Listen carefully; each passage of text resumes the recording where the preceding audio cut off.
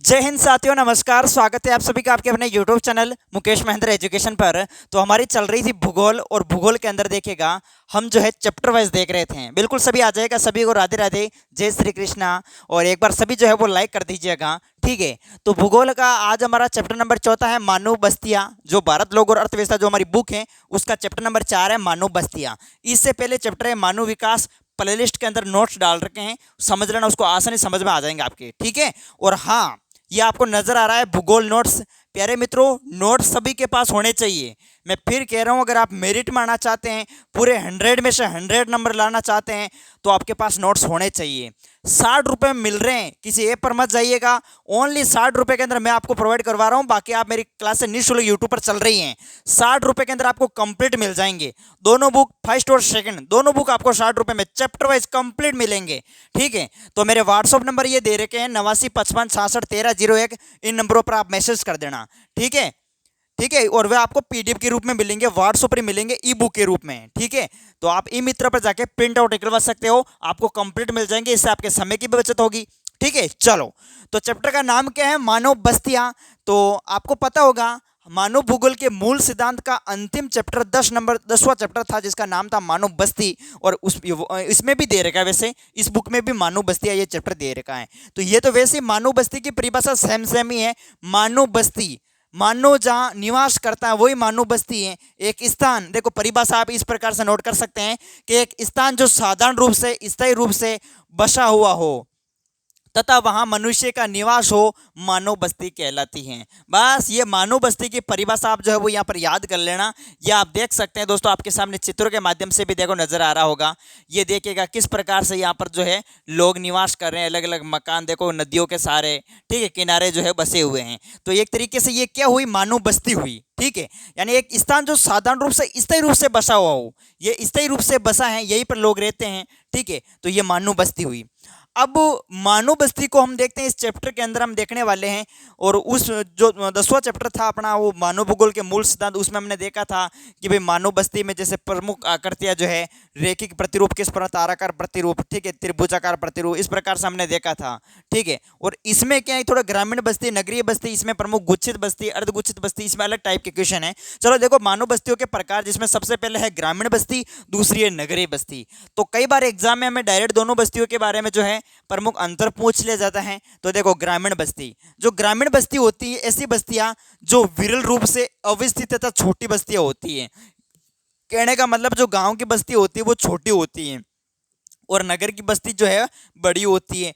गांवों से लोग शहरों की ओर प्लान करते हैं, ठीक है। तो यानी नगर की जो बस्ती होती है, नगरीय जो बस्ती होती है वो बड़ी होती है, और ग्रामीण बस्ती छोटी होती है, ठीक है, और ये विरल होती है।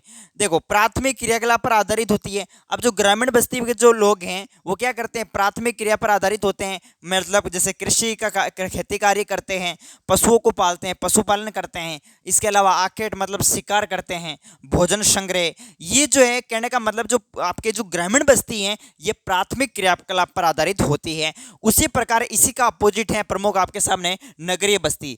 ऐसी बस्तियां जो ग्रामीण बस्तियों की तुलना में बड़ी होती हैं, ठीक है। ग्रामीण बस्तियां छोटी होती हैं, और ग्रामीण बस्तियों की तुलना में जो नगरीय बस्ती है वो बड़ी होती है, ध्यान रखें। तथा द्वितीयक तथा तृतीयक क्रियाकलाप पर आधारित होती है, जैसे व्यापार, विनिर्माण। तो ये जो बस्ती है ये क्या करती है? ये प्रमुख आपके द्वितीय और तृतीय क्रियाकलाप पर आधारित होती है, ठीक है। ये ध्यान रखना दोस्तों, ये व्यापार कार्य करती है आधा आदि। चलो, तो ये आप नोट कर लेना। इसके अलावा देखते हैं प्रमुख आगे। वैसे आपको नोट करने की जरूरत नहीं है, आपको कंप्लीट नोट्स मिल जाएंगे, ये सभी वहां पर मिलेंगे आपको, ठीक है। चलो, तो देखो, ग्रामीण तथा नगरीय बस्तियों में अंतर। अब यहाँ पर अंतर दे रखा है, तो अंतर भी देख लो एक बार। देखो, अंतर पूछे जाए तो डायरेक्ट, जैसे ज्यादातर लोग जो है ग्रामीण बस्ती में जो है, ज्यादातर जो लोग है वो कृषि कार्य करते हैं, खेती कार्य करे दोस्तों, ठीक है। जानवर ने रखे, जानवर ने पाले, खेती को कार्य करे। और ये बस्ती जो है, ये लोग द्वितीय तथा तृतीय क्रियाकलाप में जुड़े होते हैं, व्यापार, विनिर्माण आदि कार्य करते हैं। तो अभी दोनों में अंतर अभी हमने देखा था। इसी प्रकार दूसरा देखो, ग्रामीण बस्तियों में शिक्षा, स्वास्थ्य सेवाएं बहुत कम होती हैं। आप देखेंगे तो ग्रामीण जो बस्ती होती है वहां पर जो है वो शिक्षा का स्तर भी निम्न होता है, ठीक है।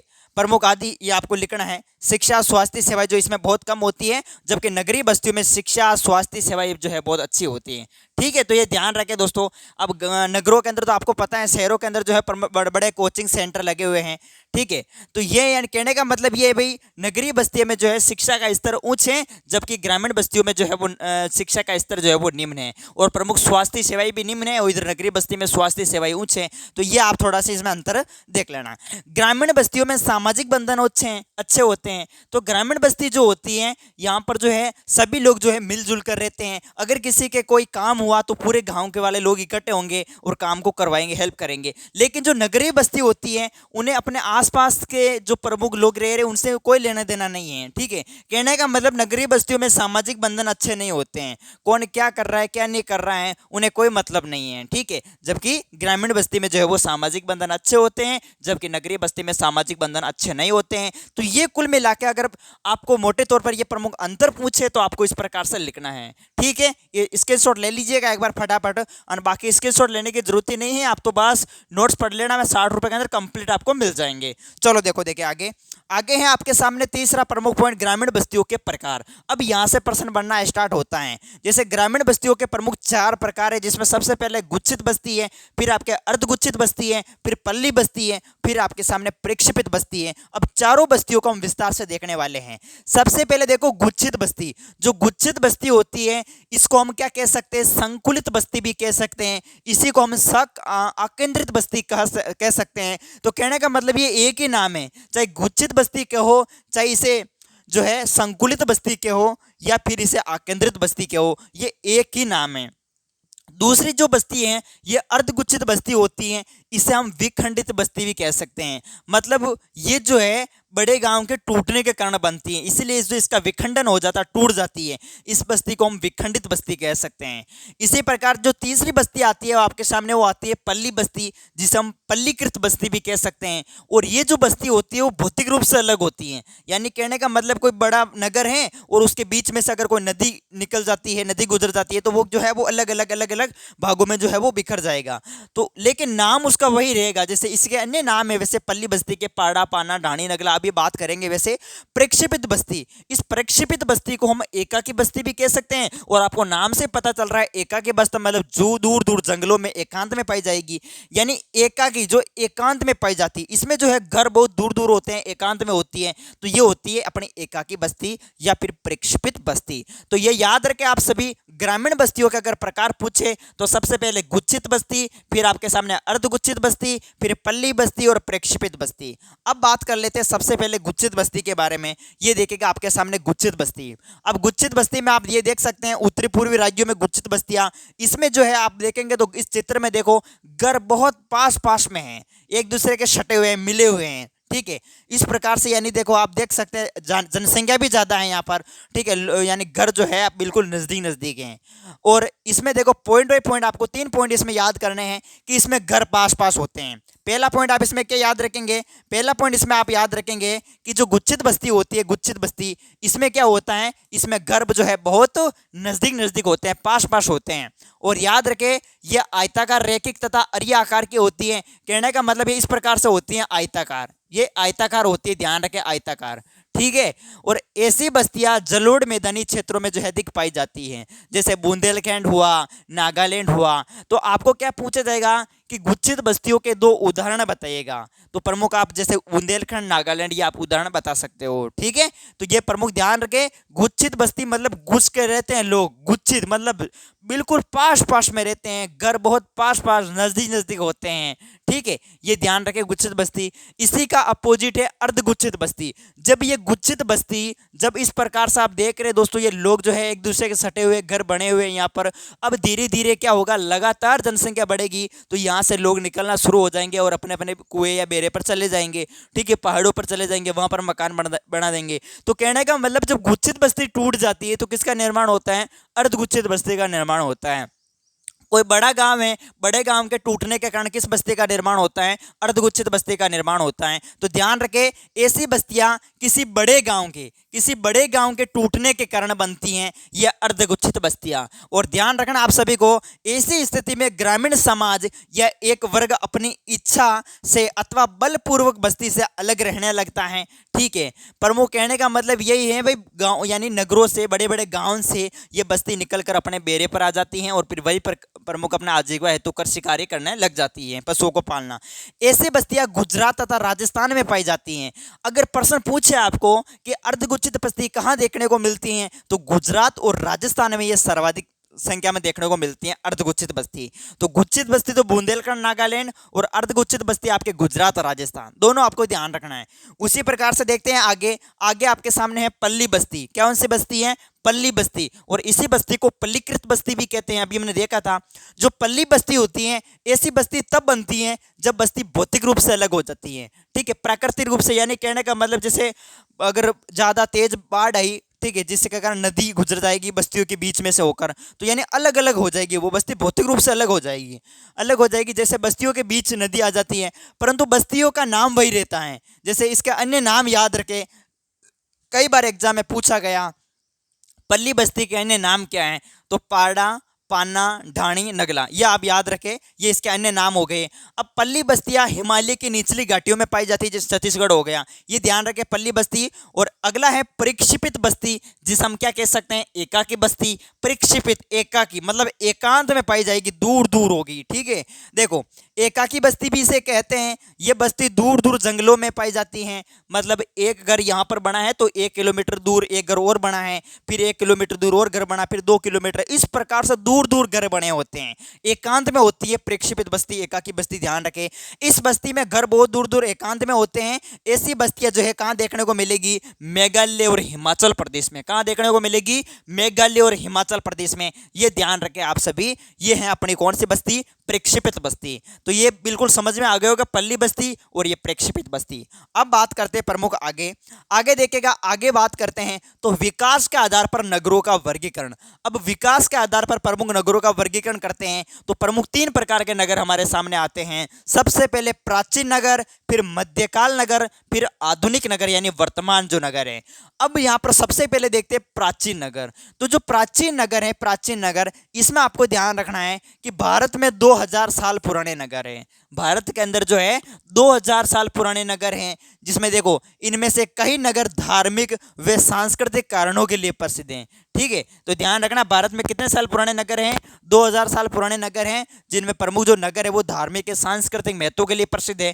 ठीक है, जिसमें बात करें जैसे उदाहरण के तौर पर जैसे इलाहाबाद हो गया, ठीक है, इलाहाबाद हो गया, वाराणसी उत्तर प्रदेश के अंदर है, पाटलिपुत्र आपके जो पटना है वर्तमान में, ये जो है प्रमुख आपके प्राचीन नगर के उदाहरण है। ये पुराने नगर हैं, ठीक है, 2000 साल पुराने नगर है। ये पाटलिपुत्र हो गया, ठीक है, इलाहाबाद हो गया, ये आपके जो हरिद्वार हो गया, वाराणसी हो गया, हरिद्वार भी कह सकते हैं यहाँ पर।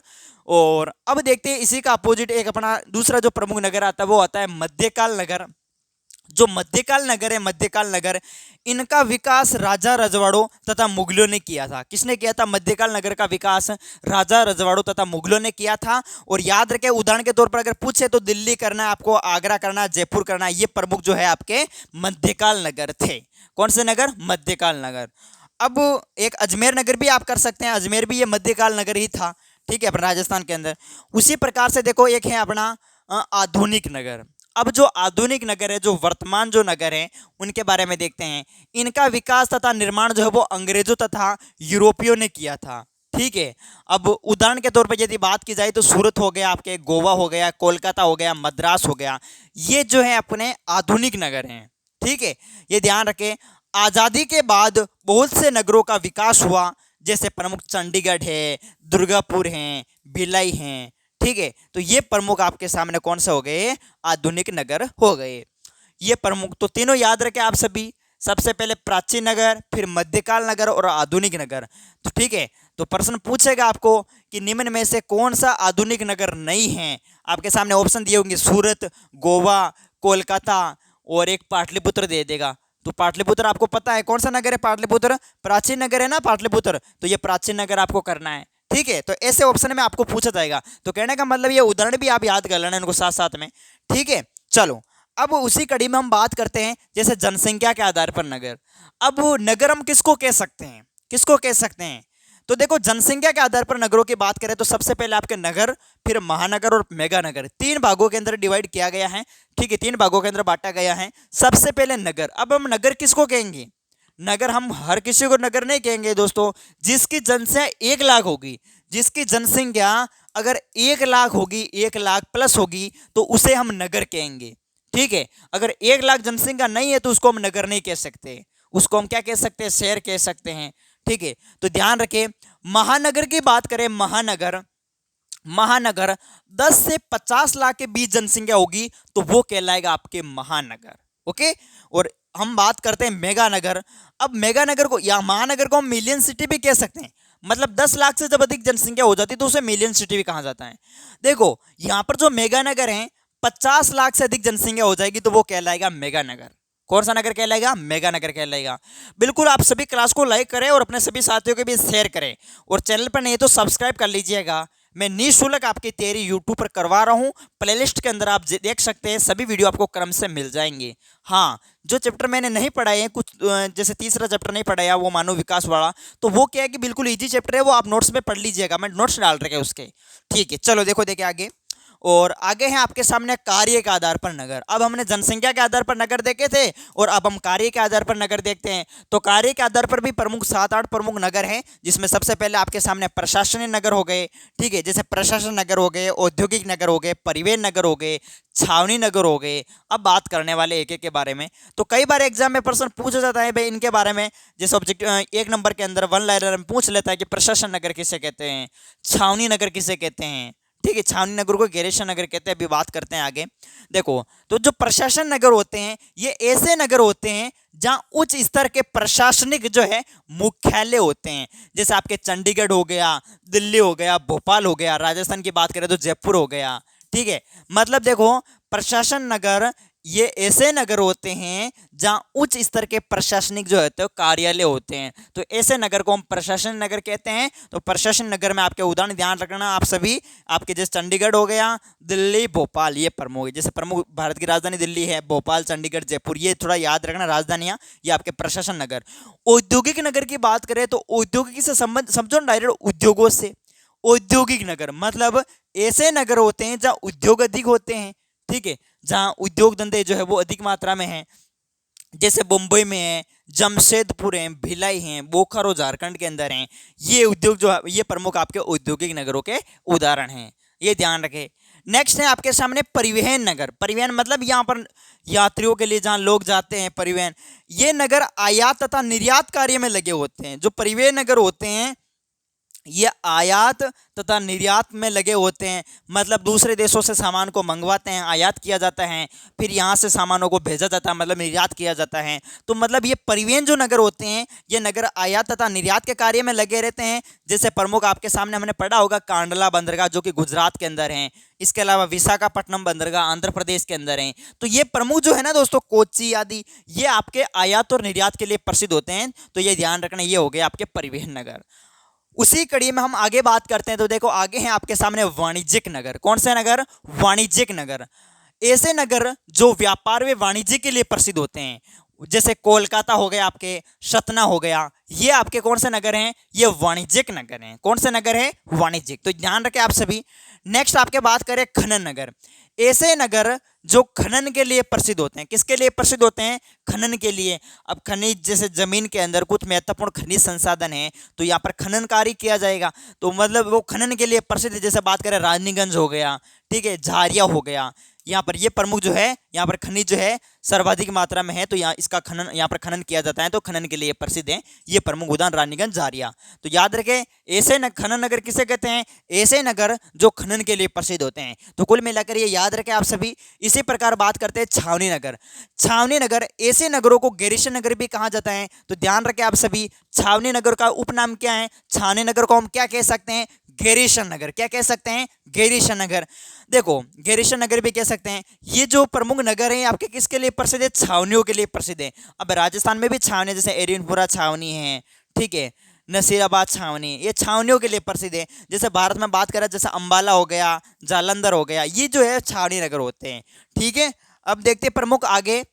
आगे है धार्मिक नगर। धार्मिक मतलब जो धर्म से संबंधित हैं। ऐसे नगर नगर जो धार्मिक महत्व के लिए प्रसिद्ध होते हैं, ऐसे नगर जो धार्मिक महत्व के लिए प्रसिद्ध होते हैं, जैसे बात करें हरिद्वार, हरिद्वार भी धार्मिक नगर हो गया, आपके वाराणसी हो गया, ठीक है। नेक्स्ट शैक्षिक मतलब शिक्षा से संबंधित, ऐसे नगर जो शिक्षा के केंद्रों के लिए प्रसिद्ध हैं, वो शैक्षिक नगर हो गए, ठीक है। ऐसे नगर जो शिक्षा के केंद्रों के लिए प्रसिद्ध होते हैं, जैसे नई दिल्ली हैं, रुड़की हैं, अलीगढ़ हैं, राजस्थान में जयपुर हैं, ये आपके क्या हैं, शैक्षिक नगर हैं। ओके, नेक्स्ट बात करें पर्यटन नगर। पर्यटन जहाँ लोग घूमने के लिए जाते हैं, ऐसे नगर जो पर्यटन के लिए प्रसिद्ध हैं, ऐसे नगर जो पर्यटन के लिए प्रसिद्ध हैं और लोग घूमने के लिए जाते हैं, वो आपके पर्यटन नगर हो गए। जैसे बात करें नैनीताल, ठीक है, उत्तराखंड के अंदर शिमला और मंसूरी, जोधपुर, जैसलमेर, यहाँ पर बड़े बड़े दुर्गों के कारण हम कह सकते हैं प्रमुख जाते हैं लोग घूमने के लिए, दुर्गों को देखने, किले को देखने के लिए, ठीक है। तो कुल मिलाकर वो अपने धार्मिक सांस्कृतिक जो है महत्व के लिए प्रसिद्ध होते हैं पर्यटन नगर। तो ध्यान रखें, जहाँ लोग घूमने के लिए जाते हैं वो पर्यटन नगर हैं। इसी प्रकार से और ये इसी के साथ हमारा चैप्टर कंप्लीट होता है। तो मुकेश महेंद्र एजुकेशन चैनल को अभी जिसने सब्सक्राइब नहीं किया तो सब्सक्राइब कर लीजिएगा, ठीक है। और नोट्स आप जरूर ले लेना व्हाट्सएप पे, क्योंकि यहाँ पर उतारने को, यहाँ उतारे क्या आप समझ लेना, मेरे यहाँ समझा दिया मैंने, अब आप जो है नोट्सों को पढ़ लेना अच्छे से। ये आपको कंप्लीट नोट्स के अंदर मिलेंगे वैसे, ठीक है। तो नोट्स पूरी बुक के मिलेंगे ओनली 60 रुपए के अंदर। व्हाट्सएप पर मैसेज कर देना। निःशुल्क यूट्यूब पर हमारी तैयारी चल रही है, ज्योग्राफी, पॉलिटिक्स, हिस्ट्री, ये तीनों सब्जेक्ट में कंप्लीट आपके करवाने वाला हूँ। चलो लाइक शेयर सब्सक्राइब। ओके, जय हिंद जय भारत।